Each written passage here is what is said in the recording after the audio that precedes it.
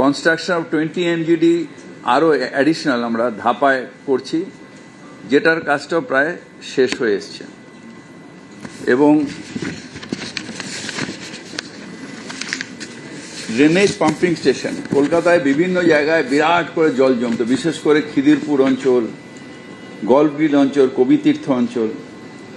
এই জায়গায় আমরা নবাব আলী পার্ক, কবিতীর্থ পার্ক, গল্ফগ্রিনে আমরা পাম্পিং স্টেশন তৈরি করে এখানে এখন আর জল জমে না। যে কাজটা করতে পারলাম না, মানে শেষ করতে পারলাম না, কাজটা হচ্ছে, সেটা হচ্ছে আমার একটা ইচ্ছা ছিল জীবনে নেতাজিকে শ্রদ্ধা জানানো।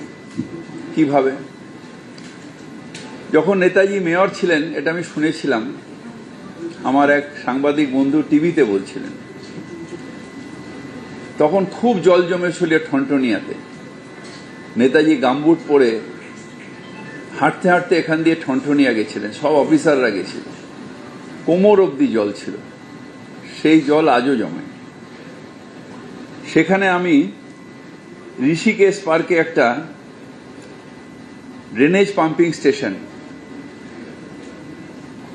প্রায় কমপ্লিট, মানে অনেকটা এগিয়ে গেছে, কিন্তু ওটা উদ্বোধন করে আমি ভিত্তিপ্রস্তর করে এসেছিলাম, কিন্তু উদ্বোধন করতে পারলাম না। সেটা নিশ্চিতভাবে আগামী দিনে শেষ হবে। এবং নেতাজি যে স্বপ্নটা দেখেছিলেন ঠনঠনিয়াতে আর জল জমবে না, আমি হয় এখানে থাকবো না, কিন্তু আমার হৃদয়ের শ্রদ্ধা নেতাজির প্রতি থাকবে এবং সেটাই হবে। মিল কলোনিতেও একটা হচ্ছে ময়লা ডিপো, আমাদের গার্ডেন রিচও আর একটা হচ্ছে ওরকম ড্রেনেজ পাম্পিং স্টেশন, পামার বাজারে হচ্ছে, নর্দার্ন পার্কে হচ্ছে, গুলশান কলোনিতে হচ্ছে। ইমপ্রুভমেন্ট অফ ড্রেনেজের জন্যে কলকাতার চারিদিকে কাজ হচ্ছে। এরকম প্রচুর মেশিনও আনা হয়েছে। ব্রিক সয়ারেজের কাজ, ডিসিল্টিংয়ের কাজ হয়েছে, কমপ্লিট হয়েছে, কোনোটা প্রসেসে আছে। ব্রিক সয়ারেজের কাজ হচ্ছে। এগুলো প্রচুর কাজ এরমভাবে কলকাতায় হয়েছে। এটা আমি আর এতটা পড়ছি না, আমি এটার কপি আপনাদের সবাইকে দিয়ে দিচ্ছি, তার কারণ এটা অনেকটা রয়েছে। নিজের কথা এতটা বলা লজ্জাও লাগে, আমি দিয়ে দিচ্ছি। এবার বলি কেন আমি রেজিগনেশন দিচ্ছি। তার কারণ হলো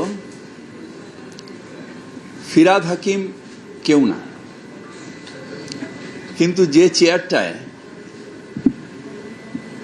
আমাদের সেই সব প্রাতঃস্মরণীয় ব্যক্তিরা বসেছিলেন, সেই চেয়ারটার একটা আলাদা সম্মান আছে। আমি নিজে যখন মেয়র ছিলাম দাপুটের সাথে চালিয়েছি, নিজেই পৌরমন্ত্রী, নিজেই মেয়র। এখানে যেটা স্যাংশন সেটাই ওখানে পৌর থেকে স্যাংশন করে নিয়ে এসে কাজ করা। মানুষ প্রচুর যারা আসতেন, শুধু টক টু মেয়রে না, তাদের সাথে সাথে রিলিফ দেওয়া, এই কাজটা করতাম। এখন সেটা সম্ভব হচ্ছে না, তাই সেই চেয়ারটাকে আমি অবমাননা করতে পারি না, সেই চেয়ারের সম্মানহানি করতে পারি না। চেয়ার ধরে বসে রইলাম, ঢাল নেই, তলোয়ার নেই, নিধিরাম সর্দার, সেই মানুষগুলো যারা হয়তো আমার থেকেও বেশি দাপুটে ওই মেয়রের চেয়ার চালিয়ে গেছেন, তাদের প্রতি অসম্মান হবে। তাই আমি ঠিক করেছি যে আমি আজকে রেজিগনেশন দিচ্ছি এবং শুভেচ্ছা জানাই আগামী দিনে যারা দায়িত্ব নেবে, যারা পৌরসভা চালাবে, হয়তো আমার থেকেও ভালোভাবে চালাবে। অনেকে ক্রিটিসাইজ করবেন, অনেকে অনেক কিছু বলবেন, কিন্তু স্বচ্ছভাবে পৌরসভা চালানো এবং মানুষের প্রত্যাশা পূরণ করা, এটাই কাজ। নতুন সরকারের কাছে, মুখ্যমন্ত্রীর কাছেও আমার আবেদন, মানুষের প্রত্যাশা পূরণ করা।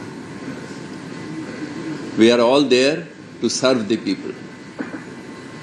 আমরা মানুষকে সহায়তা করব, মানুষকে সার্ভিস দেব, এবং যে বেস্ট সার্ভিস দেবে মানুষ তাকে চয়েস করবে। তাই শুভেচ্ছা দিয়ে আমি এই চেয়ার আজকে খালি করে দিলাম। ধন্যবাদ।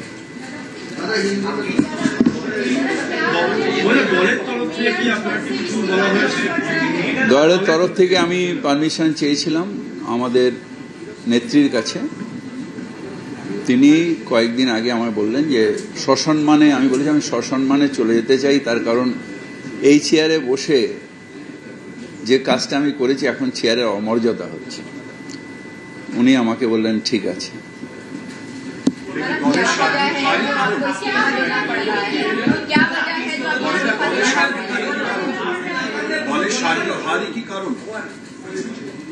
আমি আমার কথা বলছি, আপনি আপনার মতন নিজের ডেফিনেশন করে দেবেন সার্বিক হার কি কি ওইসব আমি জানি না। আমি যে কাজটা এই চেয়ারে বসে করছিলাম, যে কাজটা ইতিহাসে শুনেছিলাম, আমার যারা প্রাতঃস্মরণীয় ব্যক্তি যাদের আজকেও বেরোনোর আগে আমি মাথা ঠেকে নমস্কার করে বেরোব, তারা যেভাবে কাজটা করেছিলেন হয়তো সেই মর্যাদা সেই চেয়ারে আমি এখন রাখতে পারছিলাম না।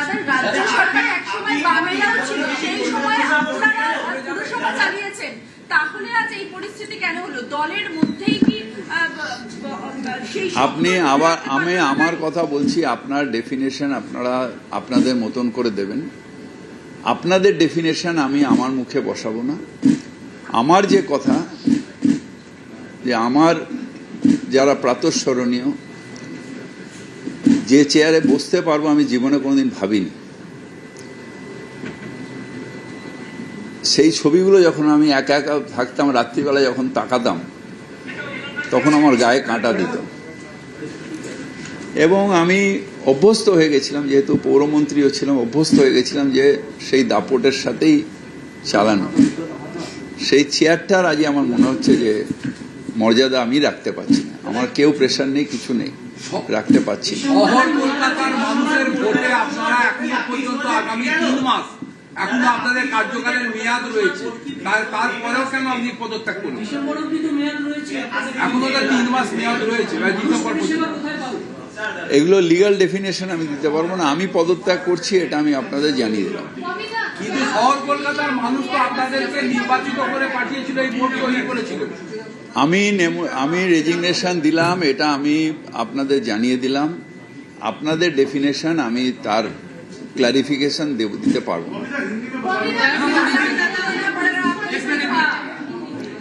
हिंदी में हम जो काम किया, बांग्ला में जो बताएं उतना काम हम किया है। आज वो दापोटर हिंदी की है,